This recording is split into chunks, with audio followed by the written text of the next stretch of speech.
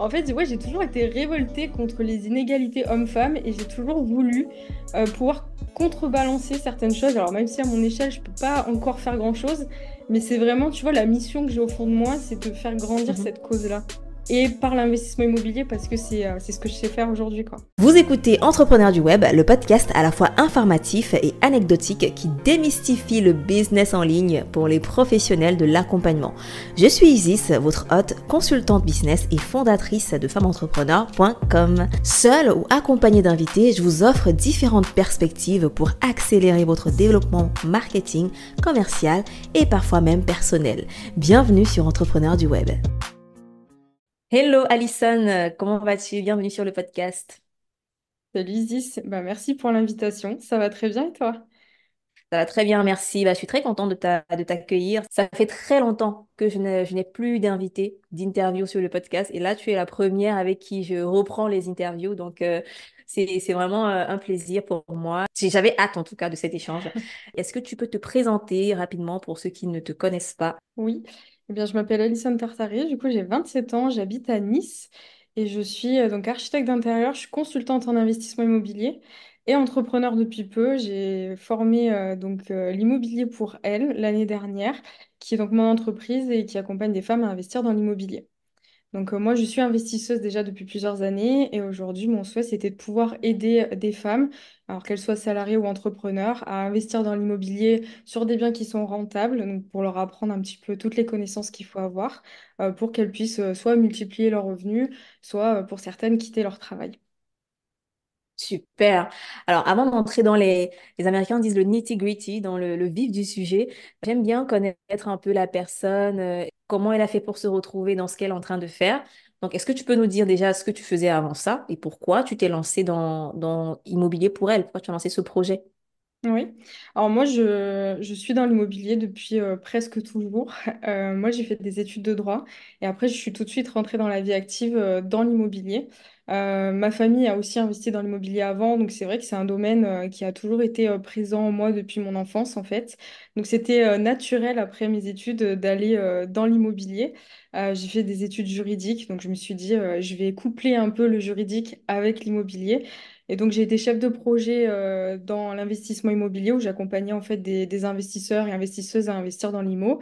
Je gérais aussi leur rénovation, j'ai fait de la transaction, donc de la vente.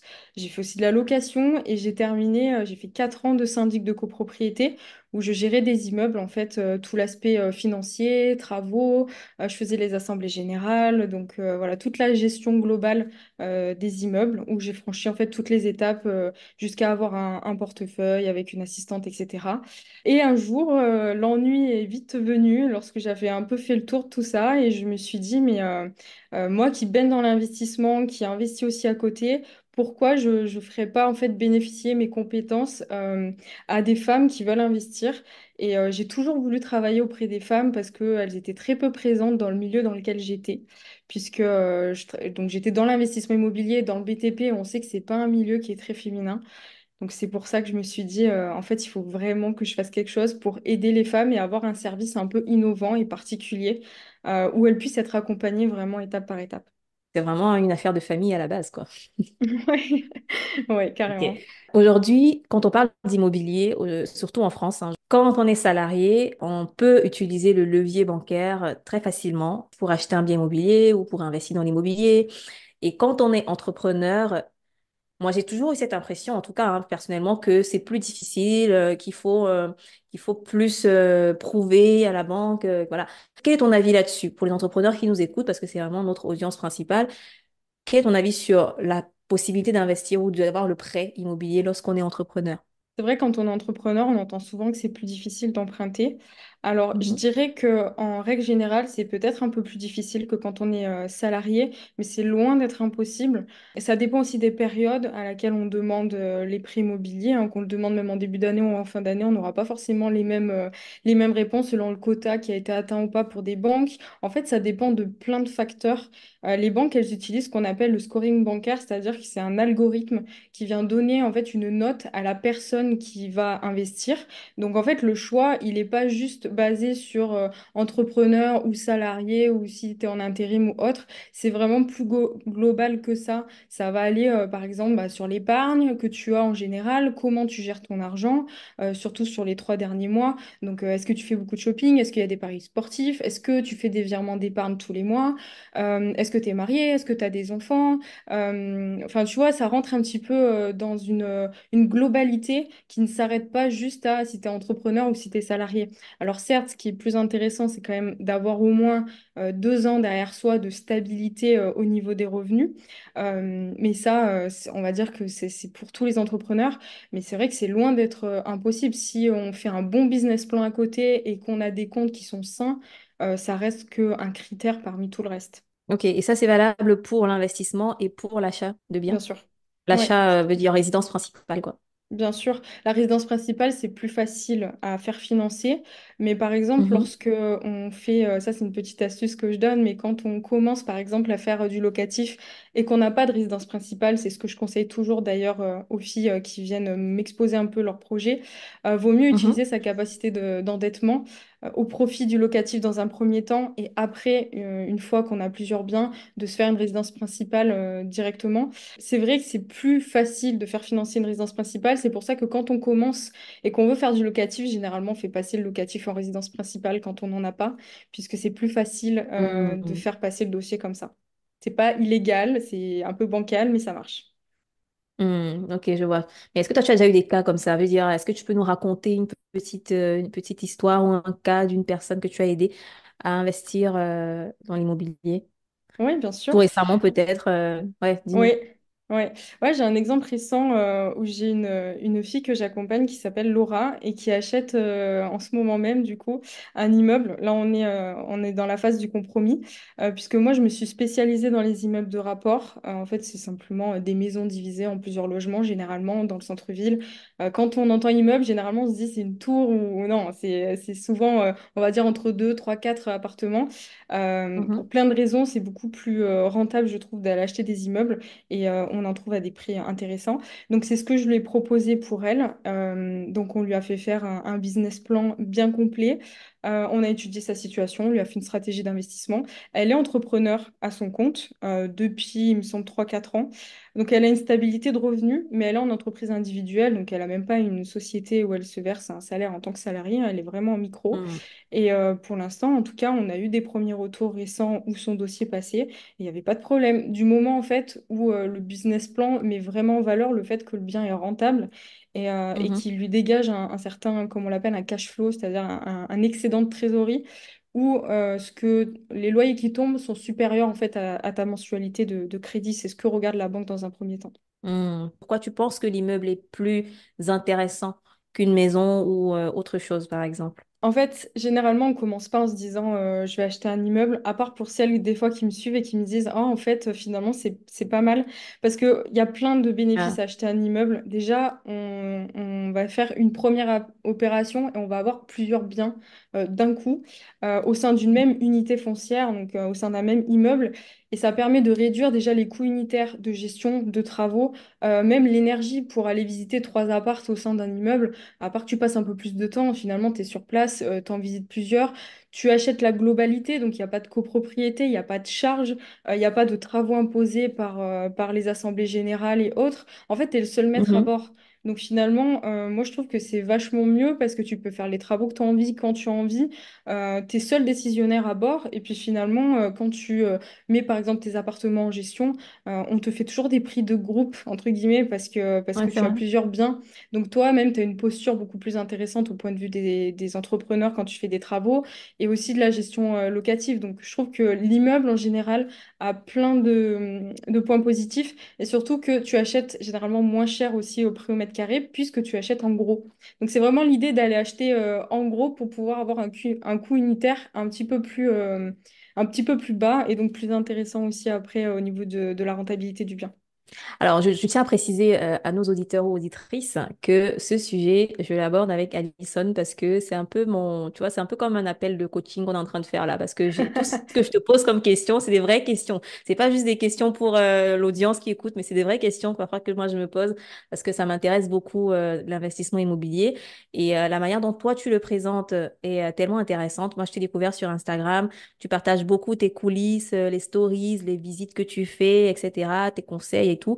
Donc, j'invite d'ailleurs les personnes qui sont intéressées par l'immobilier, qui veulent investir, qui en sont en projet, d'aller te suivre sur Instagram. Si on revient sur les stratégies concrètes, bon, là, tu as parlé de plein de choses. Franchement, c'est déjà super intéressant. Mais est-ce que tu pourrais nous faire une petite checklist? Par exemple, imagine, là, je viens te voir, je te dis, Alison, j'ai envie d'investir dans l'immobilier. J'ai suffisamment de cash flow. Je suis dans les cases de la banque, on va dire. Est-ce que Mhm. tu as une procédure à suivre avec toi, enfin avec toi ou avec n'importe qui, hein, pour investir? Comment se passe le projet de A à Z, quoi? Ok, ça soulève plusieurs sous-questions, tout C'est ça. vrai, c'est long. Ouais. C'est une grosse Mais question, je sais. je vais essayer de condenser ma réponse là-dessus. En fait, déjà, il y a un principe de base que je répète et répète, c'est qu'il n'y a pas de stratégie universelle pour investir dans l'IMO. C'est pour ça que Hmm. je suis contre le fait de dire il y a telle tendance sur l'investissement. Par exemple, en ce moment, on parle beaucoup des maisons flottantes, ou alors, passé un temps, Ouais. c'était dans des campings avec des logements Parfois, je vois des insolites. pubs sur YouTube où on vous dit n'investissez surtout pas dans l'immobilier locatif. Tu vois des gens qui vont te dire n'investissez surtout pas dans. Mais finalement, Ouais. en fait, chacun prêche pour sa paroisse, quoi. Prêche, pardon, pour sa Ouais, paroisse. oui, oui. Ouais. Totalement. Et c'est pour ça que quand j'entends ça, ça me fait sourire parce que généralement, ils appliquent leur cas comme une généralité. Et moi, je dis tout le temps, l'immobilier, c'est très personnel. Ça dépend de Mhm. l'argent qu'on a à y mettre, ça dépend du temps qu'on a à y mettre aussi.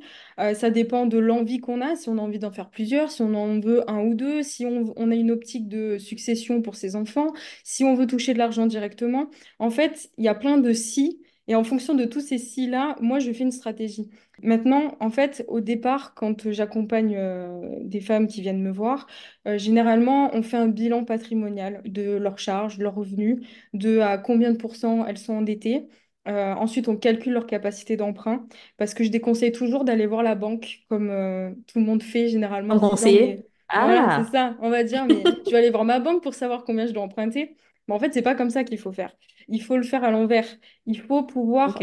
avec des conditions, enfin, avec des connaissances assez faciles, on peut savoir facilement ce qu'on doit emprunter ou ce qu'on peut emprunter en tout cas en fonction des revenus qu'on a. Puisqu'on le sait, on doit être endetté au maximum entre 33 et 37% en nom propre. Donc, bah, généralement, tu regardes la proportion de tes charges par rapport à tes revenus et tu vois globalement comment tu es endetté. Ça, je l'apprends après dans le détail avec les filles que j'accompagne, mais généralement, je sais l'enveloppe dans laquelle on peut aller. Et c'est après qu'on présente le projet à une banque. On va pas voir sa banque tant qu'on n'a pas le projet parce que le banquier ne sait pas les revenus locatifs potentiels que tu peux avoir avec le bien que tu vas présenter. Donc, il va te donner en fait une capacité d'emprunt de résidence principale. Mais du locatif, ça englobe plein d'autres choses. Et tant que le projet n'est pas vraiment sous ses yeux avec des données chiffrées, il peut pas te dire concrètement combien tu peux emprunter parce qu'il ne peut pas pondérer ton taux d'endettement avec les revenus locatifs éventuels que tu auras après. C'est pour ça que Hmm. moi, j'apprends déjà à savoir s'auto-évaluer dans sa situation patrimoniale. Et ensuite, en fonction de ça, on fait une stratégie d'investissement. Et la stratégie d'investissement, elle dépend de plein de choses, mais surtout de là où tu te situes. Si tu es dans la Creuse, si tu es à Paris, si tu es dans le nord de la France, tu vas pas avoir la même logique. Si tu es dans un lieu où le prix au mètre carré est très élevé et que tu n'as pas un gros budget, ben on va aller un petit peu aux alentours. Si tu veux faire de l'achat-revente, on va aller là où le prix au mètre carré est élevé. Si tu veux faire la location longue durée, on va plutôt aller là où le prix au mètre carré est plus bas. En fait, tout dépend de là où tu es et de la capacité d'emprunt que tu as. Intéressant. Donc, tout se passe d'abord sur le business plan. Une fois que le business plan il est bien construit, c'est là qu'on va voir la banque avec un dossier solide. Exactement. Quand tu dis, il faut déjà que, en tant qu'entrepreneur, on ait la capacité de se verser un salaire finalement ou avoir un cash flow positif. Qu'on soit entrepreneur ou qu'on soit pas entrepreneur, c'est possible d'investir. Il faut construire un business plan qui tient la route selon ses ambitions sur le long terme. Moi, j'ai l'impression, en fait, quand je t'entends parler, que l'immobilier, c'est très long terme.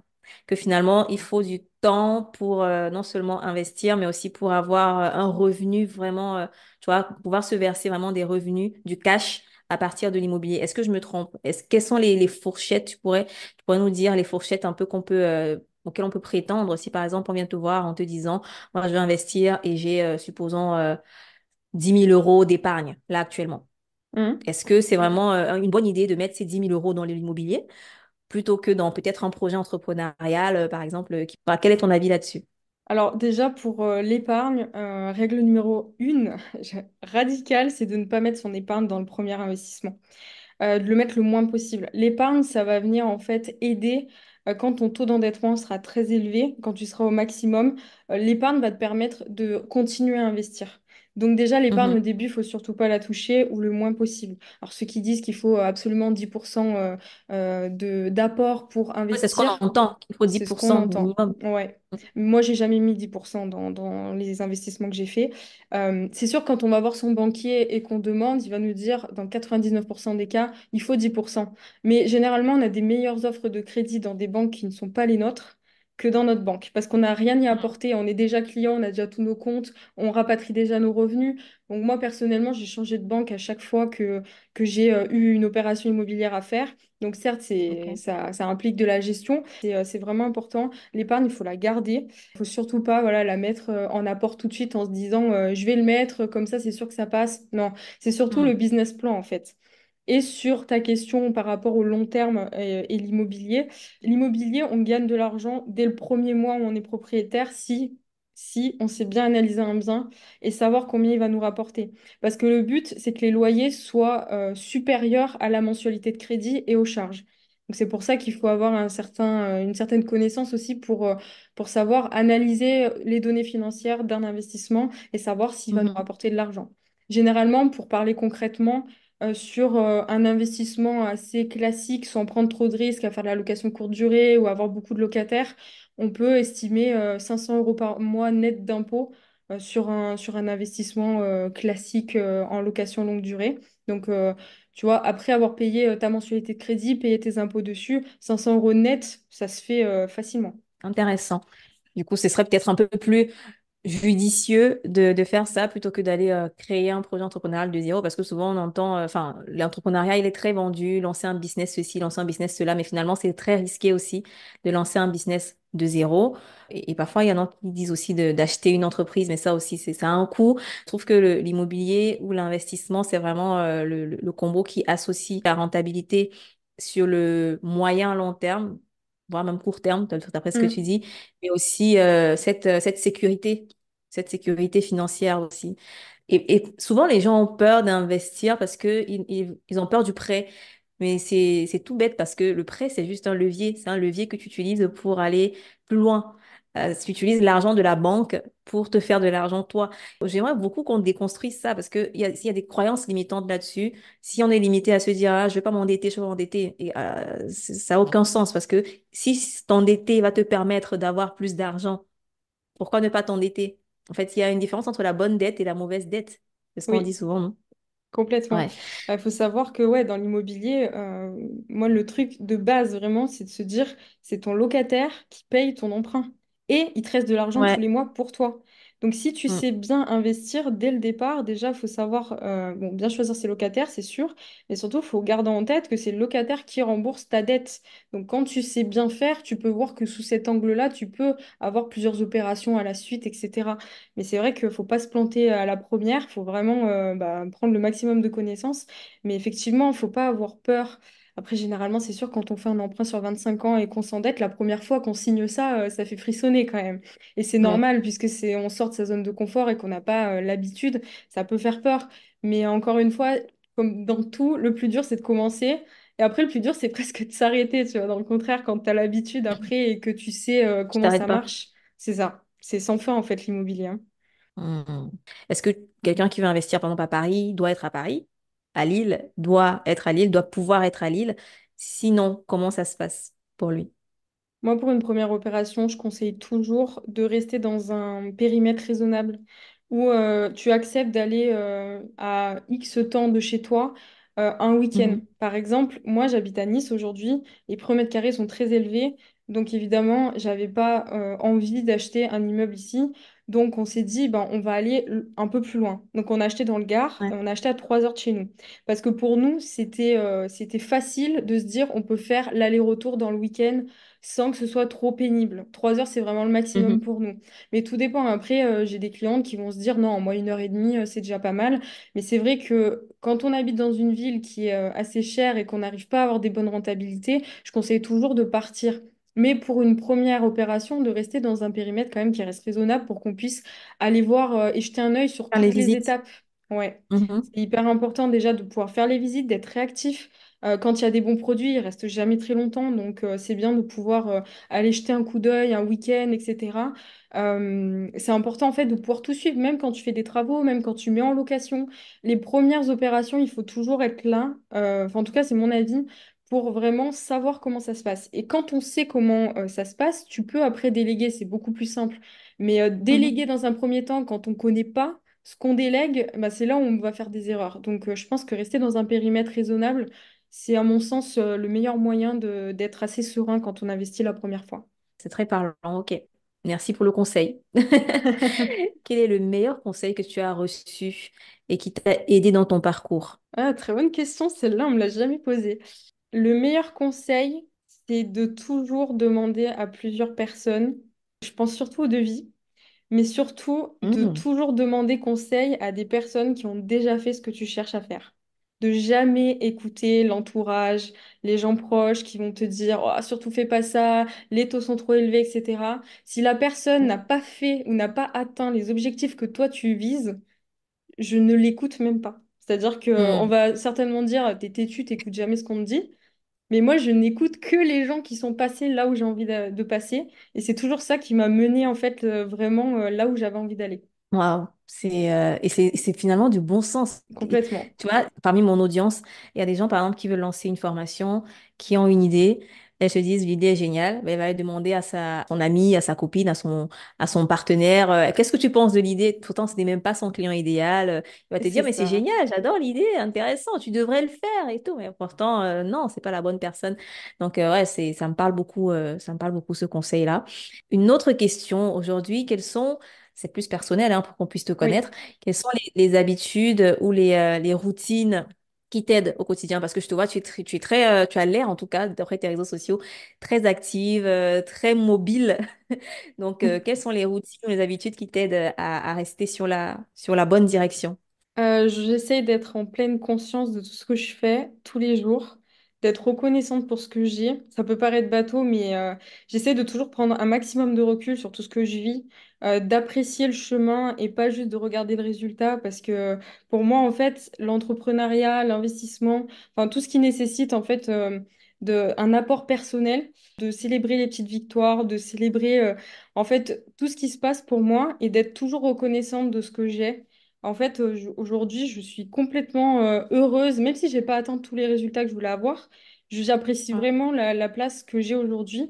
Et après, pour le côté un peu mobile et énergique que je peux avoir sur un certain angle, sur Instagram notamment, ça fait partie de ma personnalité en fait. Déjà, je suis passionnée par ce que je fais, donc forcément, ça me donne beaucoup d'énergie.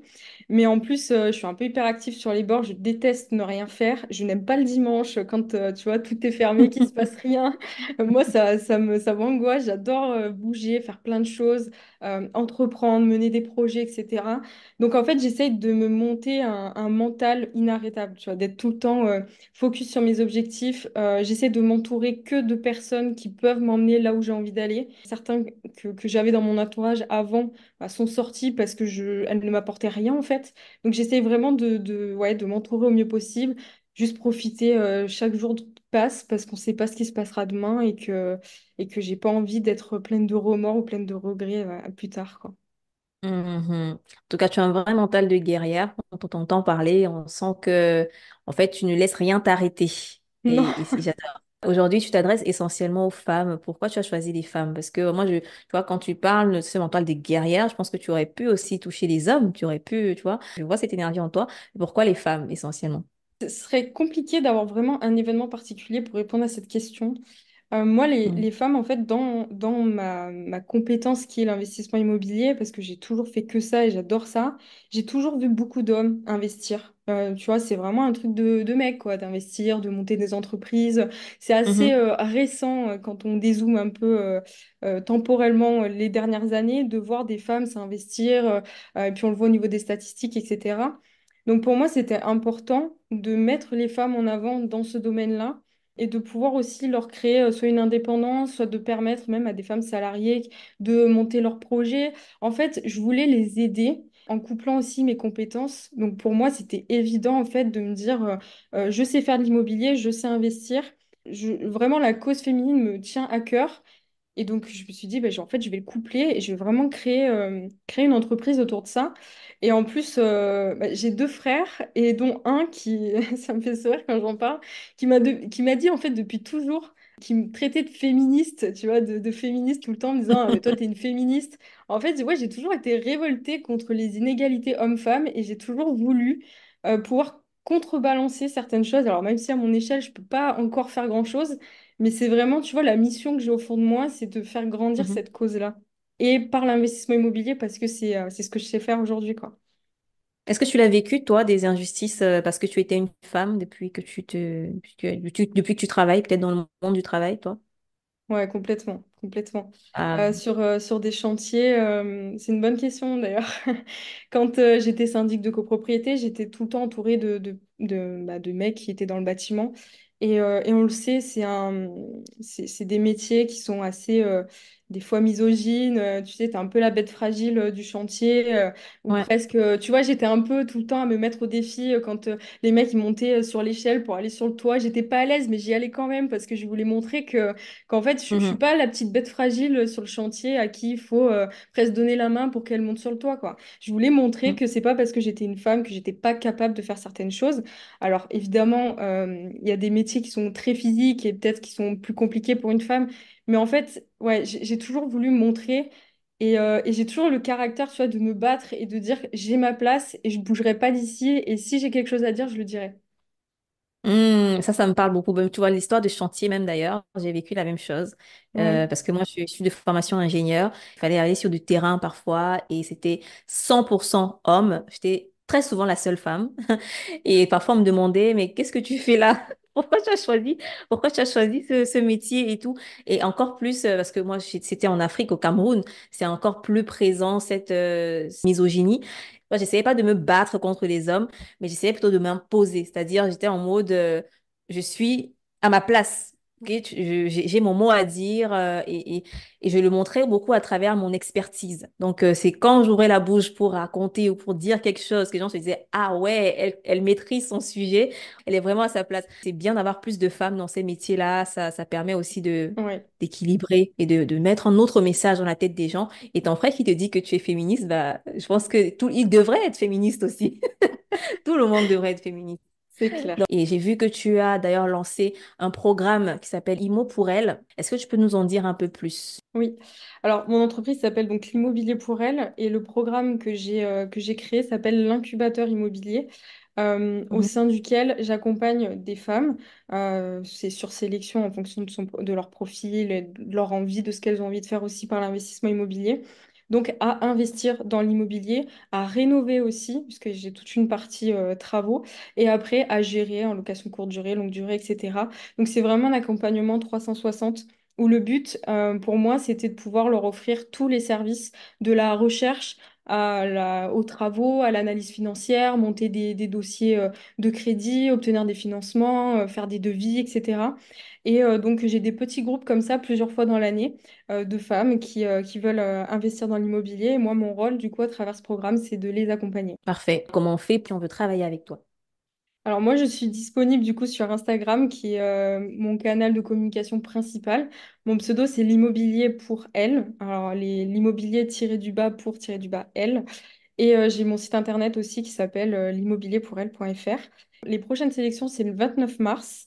Donc c'est dans pas longtemps du tout, puisqu'aujourd'hui Ouais. on est le 20 mars. Aujourd'hui, on enregistre le podcast. Et après, généralement, ça dépend enfin, du niveau d'avancée du groupe que j'ai. Mais généralement, c'est quelques fois dans l'année. En fait, tout dépend de là où elles en sont, si elles ont besoin de moi. Moi aussi, mes projets perso à côté, parce que j'ai des chantiers, je suis architecte d'intérieur, donc j'ai aussi des choses à faire à côté. Donc tout dépend. C'est, voilà, on va dire 3, 4 fois dans l'année. Ok, Ouais. d'accord. De toute façon, je mettrai le lien de ton site et de ta page Instagram dans les notes du podcast. Et je te remercie vraiment beaucoup pour cet échange, Alison. J'espère que nos auditeurs, auditrices ont un peu plus de clarté, se sentent un peu plus rassurés aussi par rapport à l'investissement immobilier. Et si vous avez besoin de plus d'informations, de plus de ressources, allez directement contacter Alison Tartari. Alison, est-ce que tu as un dernier mot à dire avant qu'on arrête le podcast? Bah écoute, tu as déjà tout dit, tes questions étaient très pertinentes et effectivement, il y a beaucoup de pensées limitantes autour de l'investissement immobilier. Donc, il faut s'écouter, mais pas trop non plus, bien s'entourer. Et quand on a les connaissances, c'est généralement ce qui nous bloque. Bah, quand on est formé et qu'on apprend à investir, généralement, après, ça fait beaucoup moins peur. Bah, merci beaucoup, Alison. Ce Merci fut à vraiment un toi. plaisir et à très vite.